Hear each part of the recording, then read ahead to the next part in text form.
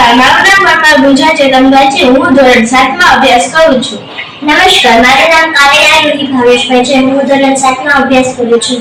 નમસ્તે, મારું નામ ડાબી વિજયભાઈ છે. હું ધોરણ 7 માં અભ્યાસ કરું છું. ઓક્સિજનની આજે આપણે તપાસીશું. તો તે માટે આપણે ગ્લાસ લઈશું કાચનો, પછી બાકસ લઈશું અને દિવાસળી લઈશું, પછી રકાબી લઈશું અથવા ડીશ લઈશું. સૌપ્રથમ આપણે એક રકાબી લઈશું. તેમાં કલરવાળું પાણી લઈને તેમાં મીણબત્તી રાખીશું અને તે મીણબત્તીને સળગાવીશું.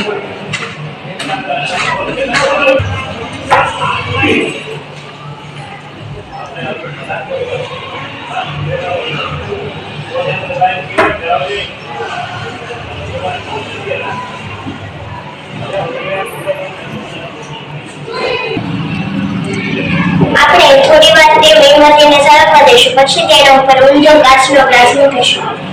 પછી આપણે અવલોકન કરીશું કે મીણબત્તીમાં શું ફેરફાર થયો છે.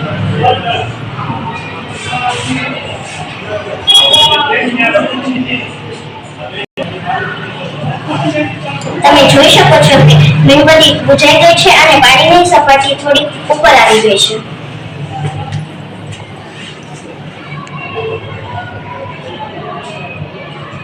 આ પરથી સાબિત થાય છે કે ગ્લાસમાં જ્યાં સુધી ઓક્સિજન હતું ત્યાં સુધી મીણબત્તી સળગી અને જેવું ઓક્સિજન પૂરું થયું ત્યાં મીણબત્તીએ સળગવાનું બંધ કરી દીધું. આ પરથી સાબિત થાય છે કે દહન માટે ઓક્સિજન જરૂરી છે. Thank you.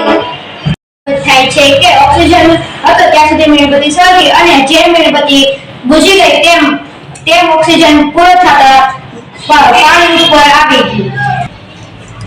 આ માટે ઓક્સિજન જરૂરી છે.